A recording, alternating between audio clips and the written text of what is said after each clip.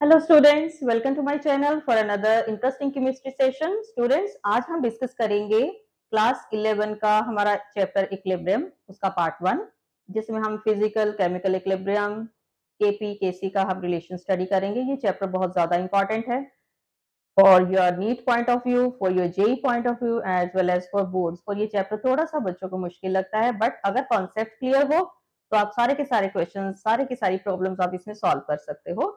So let's start our video.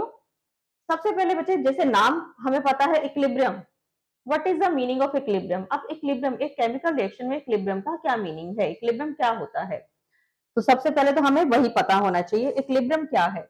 Equilibrium वो state है जिसमें हमारा रेट ऑफ जो है, हमारा फॉरवर्ड रिएक्शन का जो रेट है वो बैकवर्ड रिएक्शन के रेट के बराबर हो जाता है।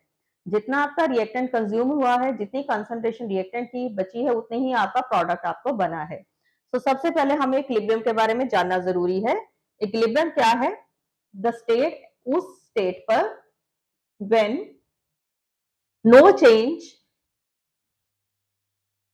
इन concentration of reactant and product. एक ऐसी स्टेट आपके रिएक्शन में जहां पर रिएक्टेंट और प्रोडक्ट की कंसंट्रेशन में बिल्कुल भी चेंज नहीं आता है, उसको हम क्या बोलते हैं? इक्विलिब्रियम। अब इक्विलिब्रियम का मतलब क्या है? हम बोलते हैं नो चेंज, तो डज इट मीन कि उस टाइम जो रिएक्शन है वो स्टॉप हो गया है? नो, इक्विलिब्रियम का ये मीनिंग नहीं होता है। इक्विलिब्रियम तो होता है कि रिएक्शन तो चल रहा है, लेकिन उनका जो रेट है वो सेम रहता है। जितना फॉरवर्ड रिएक्शन का रेट है उतना ही आपका बैकवर्ड रिएक्शन का रेट है। क्लियर? इसका ये मीनिंग है, rate of forward reaction becomes equal to the rate of backward reaction। F for forward, B for backward। ये इक्विलिब्रियम में ये पोजीशन होती है आपके रिएक्शन की। ठीक है, अब हम जो इक्विलिब्रियम स्टडी करेंगे, इसीलिए हम इक्विलिब्रियम को क्या बोलते हैं? It is always dynamic in nature. कि लगता है कि रिएक्शन नहीं हो रहा है, आपको ये आता है equilibrium is said to be dynamic in nature, justify. तो हम यही बताते हैं कि उस स्टेट में क्या होता है कि concentration of reactant becomes equal to the concentration of product, because rate of forward reaction becomes equal to the rate of backward reaction. अब हम फिजिकल प्रोसेसेस और केमिकल प्रोसेसेस में इक्विलिब्रियम स्टडी करेंगे। दोनों ही प्रोसेसेस में इक्विलिब्रियम आ सकता है। तो फर्स्टली हम स्टडी करेंगे इक्विलिब्रियम इन फिजिकल प्रोसेसेस। दोनों प्रोसेसेस में आता है, तो हम बारी बारी से स्टडी करेंगे इक्विलिब्रियम इन फिजिकल प्रोसेसेस। अब फिजिकल प्रोसेस आपके क्या हो सकते हैं? जैसे आपका सॉलिड लिक्विड में चेंज हो रहा है, तो इक्विलिब्रियम किस में एग्जिस्ट हो सकता है? सॉलिड एंड लिक्विड के बीच में एग्जिस्ट हो सकता है, लिक्विड और गैस के बीच में। एक लिक्विड जो है गैस में कन्वर्ट हो रहा है, तो उन दोनों में इक्विलिब्रियम आ सकता है। सॉलिड और गैस के बीच में आ सकता है, गैस और लिक्विड के बीच में आ सकता है, वो हमने ऑलरेडी लिख लिया है। तो इस तरह से जो इक्विलिब्रियम है वो किसी भी स्टेज में आ सकता है। चलिए, फर्स्ट हमारा हमने लिखा है सॉलिड एंड लिक्विड। हम इसका एग्जांपल ले रहे हैं, first stage solid and liquid. हम डेली लाइफ से लिंक्ड एग्जांपल लेंगे। लाइक मैंने एग्जांपल लिया है water in solid form. Solid form में वाटर क्या होती है? That is ice. ठीक है, और लिक्विड फॉर्म में हमारा नॉर्मल वाटर होता है। अब इस स्टेज में इक्विलिब्रियम का क्या मतलब है? जब भी हम दो अलग अलग स्टेट्स पर इक्विलिब्रियम ले रहे हैं, इट मींस कौन से प्रोसेसेस इक्विलिब्रियम में इक्वल हो जाते हैं। अब हमने लिया है सॉलिड और लिक्विड का, तो इट मींस एट इक्विलिब्रियम क्या होगा? At equilibrium rate of melting, solid melt हो रहा है ना, rate of melting becomes equal to the rate of freezing. Rate of melting becomes equal to the rate of freezing. और जिस temperature पर ये स्टेज आती है, the temperature at which equilibrium attain at atmospheric pressure. ये सारी मैं आपको बिल्कुल इंपॉर्टेंट चीजें बता रही हूं। Eight atmospheric pressure is called freezing point of that substance. freezing point of that substance. So at equilibrium both processes occur at same rate. At equilibrium both processes, बहुत इंपॉर्टेंट लाइन है, occur at same rate and simultaneously. ये complete notes हैं आपके equilibrium chapter के। सो ये रहा आपका solid और लिक्विड के बीच का इक्विलिब्रियम। नेक्स्ट हम स्टडी करेंगे, सेकंड हम केस ले रहे हैं liquid and gas. Second case हमारा है लिक्विड एंड गैस के बीच में। एंड वन मोर थिंग, जो इक्विलिब्रियम है वो क्लोज्ड वेसल में होता है, ठीक है। Liquid and gas in close container. Open में कैसे होगा? ओपन में तो अब गैस है, दैट इज वेपर्स, वो वेपर्स तो मैटर तो हमारा एस्केप हो गया एटमॉस्फेयर में, तो उसमें कभी भी इक्विलिब्रियम नहीं आएगा। तो जब भी आप लिक्विड और गैस की बात करोगे, ऑलवेज इन क्लोज्ड कंटेनर। अब इस केस में हमारे कौन से प्रोसेसेस इक्वल हो जाएंगे at equilibrium? So at equilibrium इसमें हमें एग्जांपल लेना है water in liquid state, water in gaseous state. Clear? अब इसमें हमारे कौन से प्रोसेसेस इक्वल हुए? Rate of evaporation becomes equal to the rate of condensation। ये प्रोसेसेस आपको पता होने चाहिए। Rate of evaporation becomes equal to the rate of condensation, और ये क्लोज्ड वेसल में आता है, ये भी आपको याद होना चाहिए, ठीक है। थर्ड प्रोसेस है हमारा सॉलिड एंड गैस। जब एक सॉलिड डायरेक्टली गैस में कन्वर्ट होता है, उसको हम प्रोसेस को क्या बोलते हैं? सब्लिमेशन।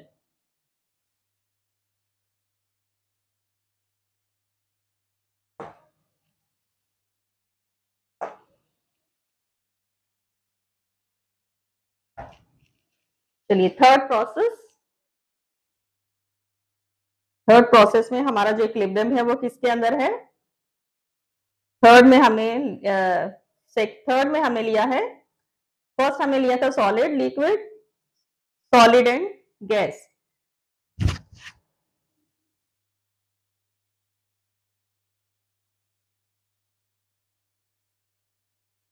चलिए थर्ड केस की बात कर रहे हैं, that is the dissolution of sugar in water। आप शुगर को पानी में डिसॉल्व कर रहे हो, तो इक्विलिब्रियम कैसे कैसे होगा? कुछ शुगर आपकी पानी में डिसॉल्व हो गई, कुछ शुगर आपकी अनडिसॉल्व फॉर्म में रह गई है, तो वो आपका इक्विलिब्रियम आएगा। तो अब हम इसमें इक्विलिब्रियम ले रहे हैं, तो क्या रहेगा? Rate of dissolve sugar, rate of dissolution of sugar becomes equal to the rate of crystalline, जो शुगर क्रिस्टल्स में कन्वर्ट हो गई है, ठीक है। नेक्स्ट हम बात करेंगे gases in liquid. Gases in liquid like carbon dioxide पानी में डिसॉल्व होती है, ठीक है, ये हो गया आपकी सॉल्युबल कार्बन डाइऑक्साइड। अब इसमें जो रेट है वो ये इसी से हमारा हेनरीज लॉ आया है। हेनरीज लॉ क्या कहता है? Given mass of gas is directly proportional to the partial pressure of gas. तो ये हमारा फिजिकल प्रोसेस है। तो फिजिकल प्रोसेसेस में क्या होता है, ये जितने भी हमने स्टडी करे हैं वो सारे क्या हैं आपके फिजिकल प्रोसेसेस। मैंने एक थर्ड भी प्रोसेस आपको बताया था, solid to gas, that is directly sublimation. उसमें सॉलिड जो है वो मेल्ट नहीं होता है, सीधा ही वो सब लाइन हो जाता है। तो उसमें आपके कौन से प्रोसेसेस इक्वल हो जाएंगे? Rate of sublimation becomes equal to the rate of condensation, ठीक है। तो इस तरह से ये छोटे छोटे प्रोसेसेस हैं जो आके इक्विलिब्रियम पर होते हैं। अब जब हमने गैसेस की बात करें, जो गैसेस है कार्बन डाइऑक्साइड, हमें कॉमन डेली लाइफ में हम कोल्ड ड्रिंक्स पीते हैं, कार्बन डाइऑक्साइड इज सॉल्युबल, तभी फिज आती है। यही से हमारा हेनरीज लॉ राइज हुआ है, that is mass is directly proportional to the partial pressure of gas. ये सारे हमने फिजिकल प्रोसेसेस स्टडी करे हैं। तो फिजिकल प्रोसेसेस में कुछ मेजरेबल प्रॉपर्टीज जो है वो कांस्टेंट हो जाती हैं, ठीक है। ये चीज हमने देखी, कौन कौन सी प्रॉपर्टीज हमारी कांस्टेंट हो जाती हैं। So in physical processes जो इक्विलिब्रियम के अंदर हमने स्टडी करे हैं, some measurable properties becomes constant। ये आपको पता होनी चाहिए, some measurable properties becomes constant। like first हम ले रहे हैं लिक्विड एंड गैस। अगर आप लिक्विड और गैस इक्विलिब्रियम की बात करो तो उसमें क्या कांस्टेंट हो जाता है? Pressure of water, that is pressure of vapours above the liquid. इसका क्या मतलब है? Pressure of vapors above liquid became constant। तो ये चीज आपने लिखनी है, ये आपको पता होनी चाहिए। जब भी आप लिक्विड गैस इक्विलिब्रियम की बात करते हो तो कौन सी प्रॉपर्टी कांस्टेंट हो जाती है? प्रेशर। किस चीज का प्रेशर? वेपर्स का प्रेशर, जो कि लिक्विड के ऊपर है, वो कांस्टेंट हो जाती है। सेकंड हम बात कर रहे हैं सॉलिड और लिक्विड के बीच में इक्विलिब्रियम में कौन सी चीज कांस्टेंट हो जाती है? टेम्परेचर। इसमें हमारा टेम्परेचर कांस्टेंट हो जाता है। कौन सा टेम्परेचर? मेल्टिंग पॉइंट का। ठीक। थर्ड हम बात करें हैं dissolution of solid in liquid.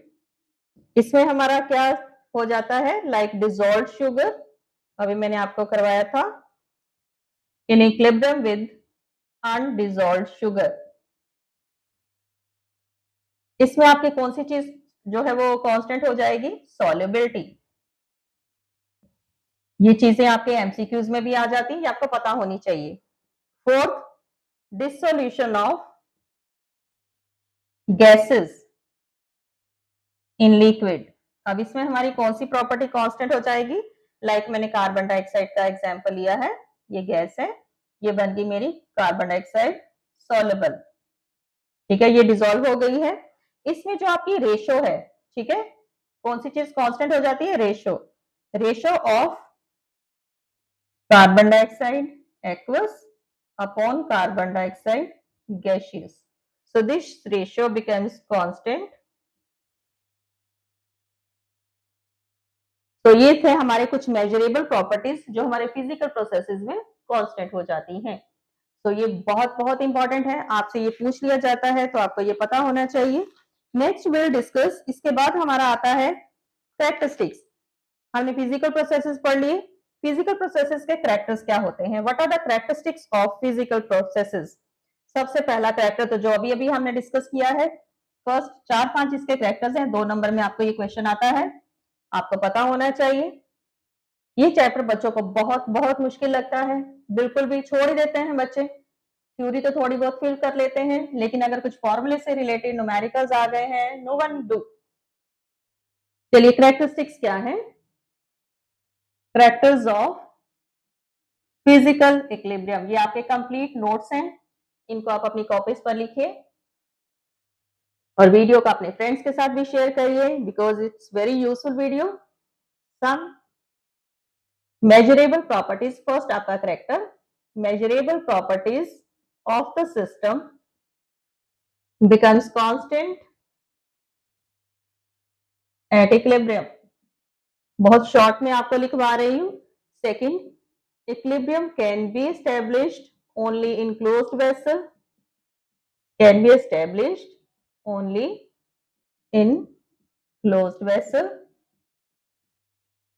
Third point, equilibrium is always dynamic in nature because rate becomes equal। so लगता है कि रिएक्शन नहीं हो रहा है, बट रिएक्शन तो हो रहा होता है। so equilibrium is always dynamic in nature। when equilibrium attain, उस टाइम क्या होता है?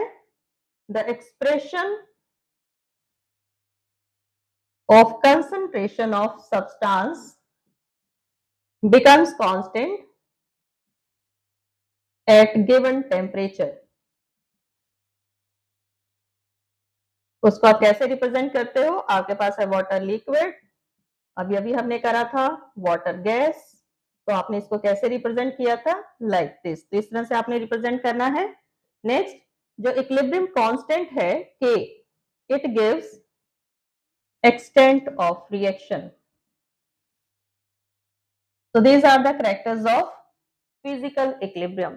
नेक्स्ट हम बात करेंगे केमिकल इक्विलिब्रियम। हम बहुत सारे केमिकल रिएक्शंस करते हैं, तो उनके अंदर केमिकल इक्विलिब्रियम भी आता है। ठीक है, नेक्स्ट है हमारा, जैसे फिजिकल में आता है वैसे ही हमारा केमिकल इक्विलिब्रियम भी आता है। तो केमिकल इक्विलिब्रियम किन रिएक्शंस में आता है? The reactions which are reversible in nature, उन्हीं में आएगा ना equilibrium, which are reversible in nature, वो केमिकल इक्विलिब्रियम जो है वो शो करते हैं। For example, decomposition of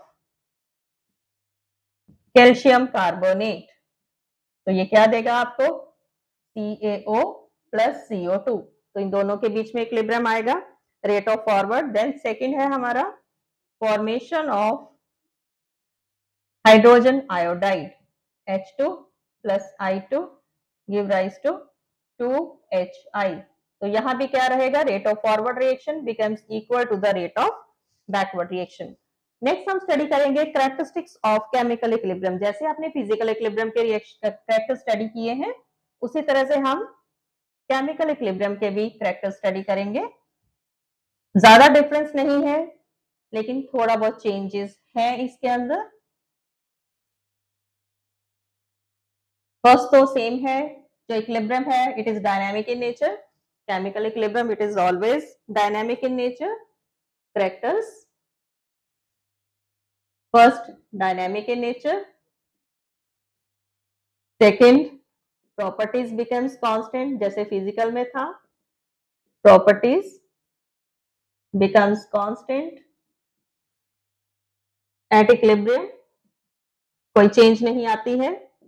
equilibrium attend only in closed vessel, physical में भी सेम था, क्लोज्ड वेसल में आएगा, केमिकल तो वैसे ही सिर्फ क्लोज्ड में आता है। Equilibrium can be approached in any direction, किसी भी डायरेक्शन में आ सकता है। Next, catalyst does not alter equilibrium, catalyst जो है इक्विलिब्रियम को अफेक्ट नहीं करता है। तो ये थे हमारा physical and chemical equilibrium introduction, और इसमें से बहुत ज्यादा हमारे इंपॉर्टेंट क्वेश्चन भी निकलते हैं। Next, very important, law of mass action. अब लॉ ऑफ मास एक्शन हमें क्या बताता है? ये हमें कहता है रेट, ये हमें रेट के बारे में बताता है। The rate of a chemical reaction is directly proportional to the molar concentration of reactants and products. ठीक है, क्या कहता है हमें? Rate of chemical reaction is directly proportional to the product of molar concentration of reactants at constant temperature। आपके पास एक reaction है, A plus B give rise to products. अब आपने इसका रेट कैसे एक्सप्रेस करना है? According to law of mass action, rate of reaction it is equal to, हमने बोला डायरेक्टली प्रोपोर्शनल टू, ये जो ब्रैकेट है इट रिप्रेजेंट मोलर कंसंट्रेशन, ये रिएक्टेंट हो गए ना आपके, जो ब्रैकेट है इट रिप्रेजेंट मोलर कंसंट्रेशन। अब हम रेट प्रोपोर्शनैलिटी के साइन को हटाएंगे, इट इज के ए बी। जब आपके रिएक्टेंट की कंसंट्रेशन ए और बी दोनों की इज इक्वल टू 1 है, मीन जब वो यूनिटी है, your r becomes equal to k. तो यही हम डेफिनेशन भी लिख सकते हैं। What is rate constant? Rate constant it is the rate of reaction when the molar concentration of each reactant is unity। तो यहां से आप इसकी डेफिनेशन भी दे सकते हो। अगर आपके पास कोई और रिएक्शन है, जैसे बैलेंसिंग हम करते हैं, स्टोइकोमेट्रिक कोएफिशिएंट लगे हैं लाइक दिस, मेरे पास ये रिएक्शन है, गिव राइज टू प्रोडक्ट, उस केस में मेरा रेट ऑफ रिएक्शन क्या हो जाएगा? Rate of reaction is equal to k, ये जो आपके कोएफिशिएंट्स हैं दे विल बिकम पावर। इस केस में आपको ऐसे लिखना है। अगर आपके न्यूमेरिकल आते हैं या आपको कोई केमिकल रिएक्शन दे दिया है, उसका आपको रेट ऑफ रिएक्शन एक्सप्रेस करने के लिए पूछा गया है, तो आपने इस तरह से एक्सप्रेस करना है। अब इस इक्वेशन के लिए, इस तरह के रिएक्शन के लिए हमारी डेफिनेशन क्या हो गई? रेट ऑफ, इस केस में हमने क्या लिखा था? Rate of reaction is directly proportional to the product of molar concentration of reactants. यहां हम क्या लिखेंगे? Rate of reaction is directly proportional to the molar concentration of reactant with each concentration term raised to power equal to the stoichiometric coefficient। तो ये definition समझ में आई। Rate of reaction it is the product of molar concentration of reactant with each concentration term raised to power equal to the stoichiometric coefficient।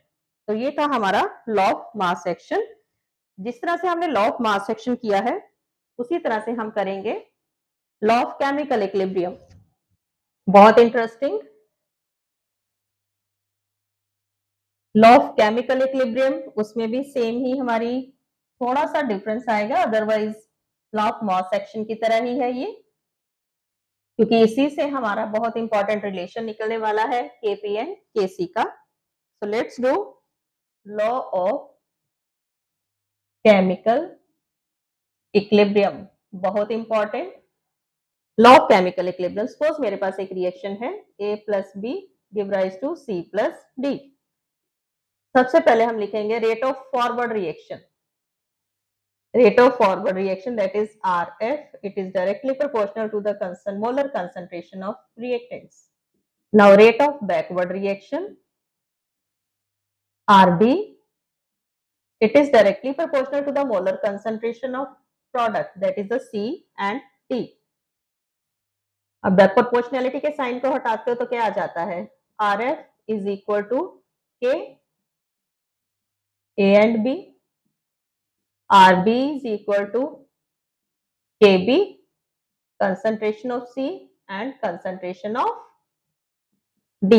तो हमने proportionality के sign को हटा के मैंने कांस्टेंट लगा दिया है Ka and Kb। Now at equilibrium, equilibrium पे क्या होगा, रेट इक्वल हो गए, Rf is equal to Rb। उस केस में क्या हुआ, Kf, ये भी तो इक्वल हो गए ना, हमने इसकी वैल्यू फिल कर दी, it becomes equal to the molar concentration of reactant and the molar concentration of product.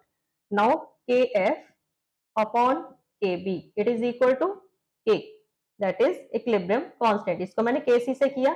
Now Kc is equal to molar concentration of product upon the molar concentration of reactant। ये चीज हमने कर ली। At equilibrium, ये जो हमने concentration लिखी है, at equilibrium ratio is called quotient, इसको हम क्वोशेंट बोलते हैं और Q से रिप्रेजेंट करते हैं ड्यूरिंग इक्विलिब्रियम। सो आपका जो Q है, it becomes equal to K at equilibrium, यही इसका मीनिंग हुआ। ठीक है, अब यहां पर आ जाओ, जब आपका सपोज मेरे पास एक रिएक्शन है, अब हमने स्टोइकोमेट्रिक वाला रिएक्शन लिया है, ठीक है, अब मेरे पास ये चीज है। अब इस केस में देखिए, मुझे यहाँ पर अगर आप कंसंट्रेशन की टर्म में के एक्सप्रेस करते हो तो कैसे लिखना है, अगर आपके जो रिएक्टेंट्स और प्रोडक्ट्स है गैसेस हैं तो आपने इक्विलिब्रियम कांस्टेंट कैसे एक्सप्रेस करना है। ठीक है, सबसे पहले तो नॉर्मल कंसंट्रेशन की टर्म में मैं एक्सप्रेस कर रही हूँ, तो इस केस में मेरा केसी क्या आ जाएगा, molar concentration of product to the molar concentration of reactant, यही था। ये स्टोइकोमेट्रिक कोएफिशिएंट जो है वो रेज टू पावर बन गए, ये लिखा मैंने। ठीक है, फॉर गैसेस, अगर गैसेस है, गैसेस को हम पार्शियल प्रेशर की फॉर्म में एक्सप्रेस करते हैं, तो क्या लिखोगे, केसी नहीं, फिर आप केपी लिखोगे। P partial pressure of C raise to power C, partial pressure of D raise to power D, partial pressure of A raise to power A, partial pressure of B raise to power B, ये लिख लिया मैंने।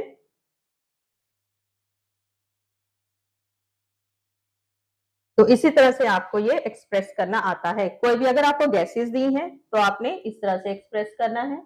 Like suppose आपके पास है, आपको दे दिया है H2 plus I2 give rise to 2HI, इसको एक्सप्रेस करो, इसका आपने Kc एक्सप्रेस करना है। तो इसका K जो क्या है, concentration of HI raise to power 2, concentration of H2 and concentration of I2। तो इस तरह से आपने एक्सप्रेस करना है। I hope ये क्लियर है। Now we'll do relationship between Kp and Kc। ये हमारा लॉ ऑफ केमिकल इक्विलिब्रियम था, बहुत इजी। जो आपका रिलेशनशिप है, ये आपका 2 मार्क्स का क्वेश्चन आता है, relationship between Kp and Kc। अब Kp Kc आपको पता चल गया, Kc है जब आपने आपके रिएक्टेंट और प्रोडक्ट को आप कंसंट्रेशन टर्म में लिख रहे हो, Kp है जब आप अपने रिएक्टेंट्स एंड प्रोडक्ट्स आपके गैसेस हैं। ठीक है, now we will do the relationship between Kp and Kc। चलिए अब हम Kc हमें पता है, Kc is equal to, expression लिखेंगे हम Kp का। सिमिलरली Kp क्या है आपका,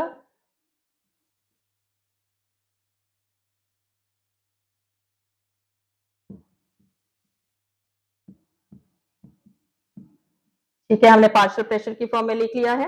now according to ideal gas equation, ideal gas equation का फॉर्मूला क्या है, Pv is equal to nRT for n number of moles of gas. Now P is equal to, इसको रीअरेंज करते तो n अपॉन बी आता है, और n upon B जो है वो क्या होती है, कंसंट्रेशन के बराबर। मोल कंसेप्ट में हमने पढ़ा है, number of moles upon the volume, it is equal to the concentration. तो मैं n अपॉन बी की जगह पर c लिख सकती हूँ, इट इज CRT। तो अभी हम P की जगह पर C लिखेंगे, R कांस्टेंट है, TB कांस्टेंट है, तो अब हमारा एक्सप्रेशन क्या बनेगा, now Kp is equal to, P लिखा है ना, P की जगह मैंने क्या लिखा है, C। ठीक है, C है आपकी concentration, it is RT raise to power C D RT raise to power D upon A RT raise to power A B RT raise to power B। तो यहां पर मैंने C की जगह सारी कंसंट्रेशन लिख दी है। ठीक है, जहां जहां हमने P लिखा था उसकी जगह पर हमारी कंसंट्रेशन आ गई है। अब इसमें से हम देखते हैं कि कौन कौन सी चीजें कॉमन है, इनको हम सेपरेट करते हैं। Now Kp is equal to, RT आप देख रहे हो सभी में आ रहा है, तो मैं RT को अलग कर रही हूँ, C raise to power C D raise to power D A raise to power A B raise to power B। सब RT को मैं अलग कर रही हूँ, RT ऊपर क्या था C प्लस D, नीचे क्या है हमारा RT माइनस, ऊपर ले आते हैं इसको A प्लस B।